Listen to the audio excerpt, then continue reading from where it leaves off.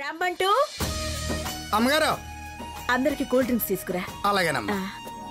ఇప్పుడు అవన్నీ ఎందుకమ్మా? ముందు మాలుడు గారు మీలో చూడాలి. నేనేమైనా పెళ్లి కూతున్నా? నువ్వేమైనా పెళ్లి కొడుకువా? రాగానే చూడాలని అడుగుతున్నావు? స్నానం చేసి రెడీ అవుతున్నాడు, 10 నిమిషాల్లో వచ్చేస్తాడు. అవును, పెళ్లి రోజు దగ్గర పడింది, మీ వారు ఇంకా రాలేదే? ఎల్లుండి వస్తున్నారు.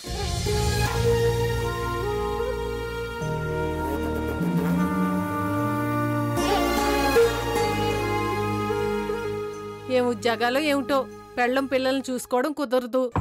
అయినా తండ్రి దగ్గర లేకపోతే పిల్లలు అడ్డదిడ్డంగా పెరుగుతారంట, పనికిమాలిన వాళ్ళ తయారవుతారంట.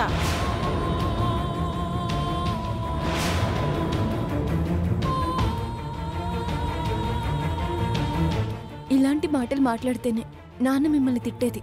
ఇప్పుడు నేనేమన్నానే? తండ్రి పెంపకంలో పెరగని మగపిల్లలు వెదవల్లా తయారవుతారు అన్నాను. తప్ప?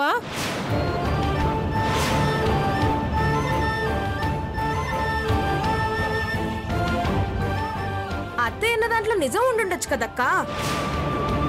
దాని బొంద నిజం. మీ నాన్న కూడా మా నాన్న పెంపకంలోనే పెరిగాడుగా. మరి ఏమాత్రం బుద్ధిగా ఉంటున్నాడో నీకు నాకు తెలీదా?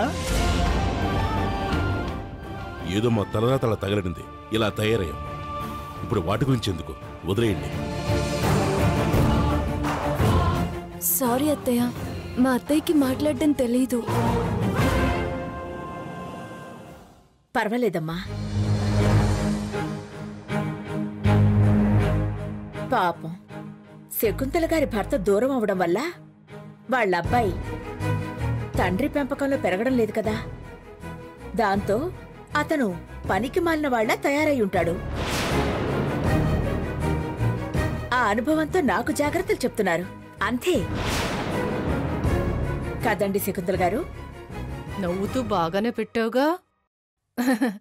అవునవును,